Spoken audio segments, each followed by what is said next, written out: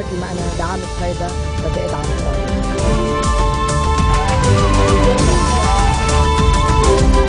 فتحنا أبواب اللهيب، أبواب جهنم على البلد.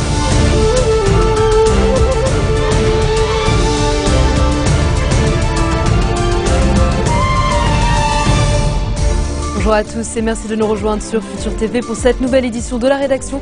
Voici les titres de ce journal. Le compte à rebours a commencé pour les États-Unis, le Royaume-Uni et la France. Une intervention militaire en Syrie est une question de jours. Ban Ki-moon demande du temps pour établir l'effet de l'attaque chimique. Les renseignements américains interceptent une conversation paniquée entre des responsables de l'armée syrienne après l'attaque chimique de mercredi dernier. C'est ce que rapporte le magazine Foreign Policy. Michel Sleiman réitère son appel du respect de la politique de distanciation du Liban.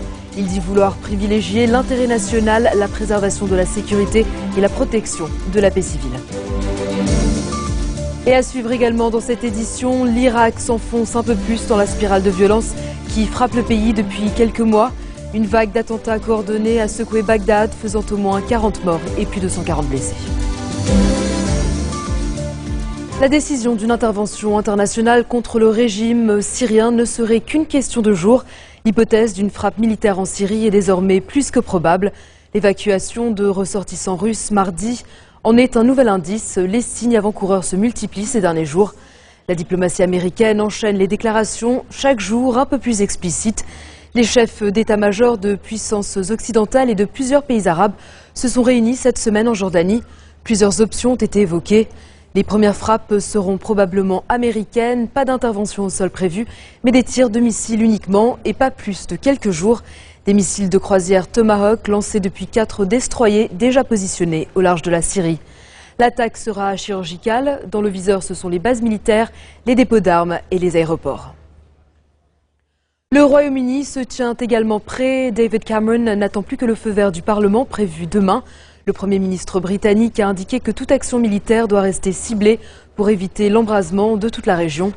Londres va également présenter une résolution au Conseil de sécurité de l'ONU pour condamner l'attaque chimique du 21 août et autoriser les mesures nécessaires pour protéger les civils. La troisième force de cette coalition occidentale, c'est la France. François Hollande a réuni ce mercredi un conseil de défense pour déterminer la réponse la plus appropriée aux exactions du régime Assad. Lors de l'ouverture de la conférence annuelle des ambassadeurs à l'Élysée hier, le président français a affirmé que son pays est prêt à punir les responsables du massacre chimique près de Damas. On l'écoute. Au moment où je m'exprime devant vous, le monde est saisi d'effroi après la confirmation de l'utilisation d'armes chimiques en Syrie. Tout porte à croire que c'est le régime qui a commis cet acte abject, qui le condamne définitivement aux yeux du monde. Car c'est une ignominie que de recourir à des armes que la communauté internationale a bannies depuis 90 ans par toutes les conventions internationales. Dois-je aussi rappeler que le conflit a déjà fait plus de 100 000 morts et qu'il se propage désormais à l'ensemble de la région. Au Liban, par des attentats, en Jordanie et en Turquie, par l'afflux des réfugiés, en Irak, par le déchaînement des violences meurtrières, et cette guerre civile menace aujourd'hui la paix du monde. Notre responsabilité est d'une autre nature encore. C'est de rechercher la riposte la plus appropriée aux exactions du régime syrien, une fois achevé l'essentiel de la mission d'enquête des Nations Unies. Je le dis ici avec la force nécessaire. Le massacre chimique de Damas ne peut rester sans réponse. Et la France est prête à punir ceux qui ont pris la décision infâme de gazer des innocents. Ces derniers jours, j'ai multiplié les consultations avec nos alliés, notamment américains et européens, comme avec nos partenaires arabes, pour envisager toutes les options. Par ailleurs, j'ai décidé d'accroître notre soutien militaire à la coalition nationale syrienne dans le respect de nos engagements européens. Ce n'est qu'avec cette fermeté, cette clarté et cette responsabilité qu'une solution politique pourra un jour prévaloir en Syrie. Les services de renseignement américains ont intercepté des conversations téléphoniques paniquées entre un responsable du ministère syrien de la Défense et le chef d'une unité en charge des armes chimiques, quelques heures seulement après l'attaque de Damas. C'est ce que rapporte le magazine Foreign Policy dans sa dernière édition.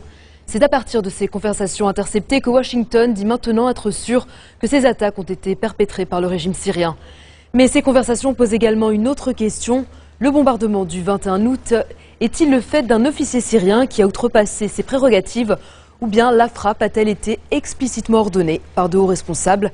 Les analystes américains s'interrogent également sur les raisons de cette attaque. Face à l'imminence d'une intervention étrangère en Syrie, Lardar Brahimi tire la sonnette d'alarme.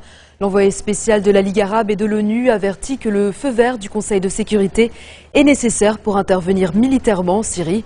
Il a précisé lors d'un point de presse que selon la loi internationale, toute action militaire ne peut être entreprise qu'après la décision du Conseil de sécurité.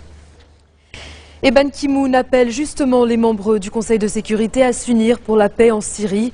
Un discours qui intervient alors que la Russie et les Occidentaux accusent respectivement la rébellion et le régime de Damas d'être à l'origine de l'attaque chimique. Le secrétaire général des Nations Unies, qui s'exprimait à La Haye, a indiqué que les enquêteurs de l'ONU ont collecté des échantillons précieux et interrogé des victimes et des témoins de l'attaque chimique de mercredi dernier, mais qu'il leur faut encore du temps, au moins 4 jours, pour faire leur travail. L'équipe d'experts a d'ailleurs repris ses investigations ce matin dans la Ghouta orientale, l'une des 2 régions de la banlieue de Damas qui a été la cible d'une attaque chimique particulièrement meurtrière. L'Iran aussi met en garde contre une intervention américaine en Syrie. Le guide suprême, l'ayatollah Ali Khamenei, estime que ce serait un désastre pour la région qui est comme une poudrière. L'Iran a par ailleurs démenti des informations selon lesquelles Bachar el-Assad serait à Téhéran, une rumeur relayée par certains opérateurs sur les marchés financiers.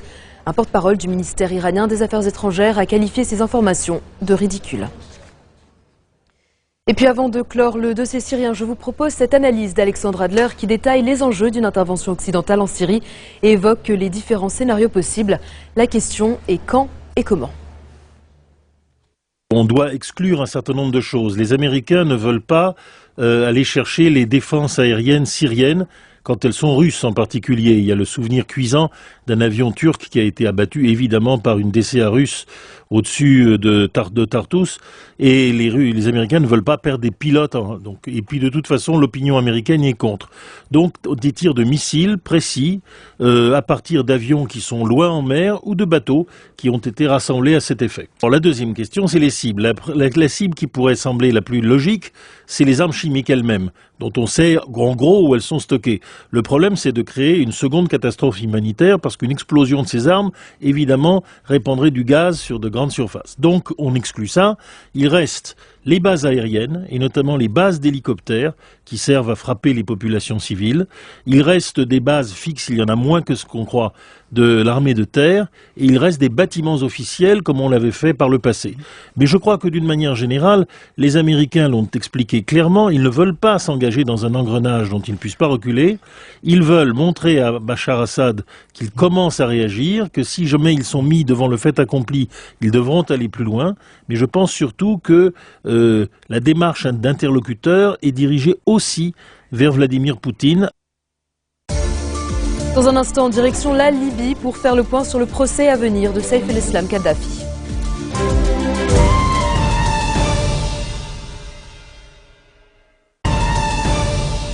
Retour sur le plateau de l'info de Futur TV. La situation en Syrie domine aussi l'actualité locale de ce mercredi.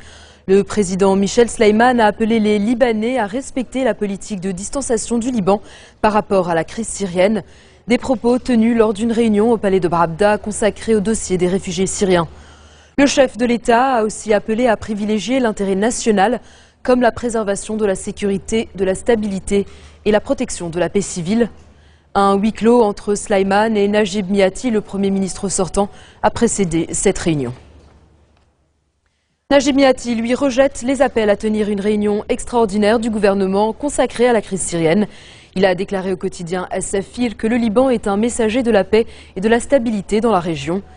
Il refuse pour l'instant de tenir une réunion urgente tant qu'une frappe occidentale n'a pas eu lieu, notamment pour ne pas donner l'impression que Beyrouth fait la promotion d'une telle frappe. Nouvelle journée sanglante en Irak. Au moins 40 personnes ont été tuées à Bagdad ce matin dans une vague d'attentats coordonnés à la bombe. Une dizaine de voitures piégées ont secoué la capitale irakienne à l'heure où de nombreux habitants se rendaient au travail. Plusieurs quartiers en majorité chiites ont été visés. Plus de 140 personnes ont par ailleurs été blessées. Depuis le début de l'année, l'Irak s'enfonce dans une spirale de violence. Le nombre d'attaques attribuées à des groupes d'insurgés sunnites ne cesse de croître. Depuis le début 2013, plus de 3700 personnes ont péri dans des attentats. En bref, dans le reste de l'actualité de ce mercredi, Saif el-Islam Kadhafi va être jugé en septembre en Libye. Le fils de l'ex-dictateur va passer devant la justice en compagnie de 30 responsables de l'ancien régime dans le cadre d'une seule affaire. Saif el-Islam fait aussi l'objet de mandats d'arrêt de la Cour pénale internationale. Il doit également être jugé dans le cadre d'un autre procès pour atteinte à la sécurité nationale devant un tribunal de Zenten dans le nord-ouest de la Libye. Le gouvernement tunisien a classé le mouvement djihadiste Ansar el-Sharia comme organisation terroriste. Le Premier ministre islamiste a accusé le mouvement salafiste de lien avec Al-Qaïda. Il l'accuse d'être derrière l'assassinat des deux opposants, Chokri Belaïd et Mohamed Brahmi. Assassinats qui ont provoqué une profonde crise politique. L'opposition réclame la mise en place d'un cabinet apolitique, ce qu'Ennahda refuse tant qu'il n'y aura ni constitution ni calendrier électoral. Et puis l'incendie qui sévit dans le parc Yosemite menace les réserves d'eau de San Francisco. En cause, les cendres qui tombent dans le réservoir qui alimente plus de 2,5 millions d'habitants. Après 11 jours de combats acharnés, les pompiers ne maîtrisent que 20% de l'un des incendies les plus violents qu'a connu la Californie. Près de 4000 soldats du feu, appuyés de 15 hélicoptères, sont à pied d'œuvre pour protéger plus de 5000 bâtiments en danger. C'est plus de 72 000 hectares qui sont déjà partis en fumée. Au Japon, l'autorité de régulation nucléaire confirme le niveau de gravité de la récente fuite d'eau radioactive sur l'un des réservoirs de la centrale de Fukushima. L'exploitant TEPCO avait annoncé la semaine dernière que 300 tonnes d'eau souillée s'étaient répandues dans la nappe phréatique et probablement dans l'océan Pacifique. Un incident grave classé au niveau 3 sur une échelle qui en comprend 7. Ces fuites renforcent les inquiétudes des Japonais quant aux conséquences sur l'environnement et la santé. La zone maritime autour de la centrale affiche des niveaux alarmants de radioactivité. C'est la fin de ce journal. Tout de suite, le rappel des titres qui ont marqué l'actualité de cette journée. Le compte à rebours a commencé pour les États-Unis, le Royaume-Uni et la France. Une intervention militaire en Syrie est une question de jours. Ban Ki-moon demande du temps pour établir les faits de l'attaque chimique. Les renseignements américains interceptent une conversation paniquée entre les responsables de l'armée syrienne après l'attaque chimique de mercredi dernier. C'est ce que rapporte le magazine Foreign Policy.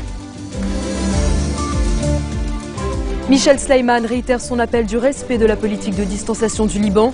Il dit vouloir privilégier l'intérêt national, la préservation de la sécurité et la protection de la paix civile. Et puis l'Irak s'enfonce un peu plus dans la spirale de violence qui frappe le pays depuis quelques mois. Une vague d'attentats coordonnés a secoué Bagdad, faisant au moins 40 morts et plus de 140 blessés. Merci de votre attention. Retrouvez-nous tous les jours à 16h40 heure de Beyrouth. Vous pouvez également nous suivre en ligne sur notre site web ou en téléchargeant notre application mobile. Excellente suite de programmes sur notre antenne et à demain. قيلته كانت واضحة مثل ما أنا دعمت هيدا بدي أدعم.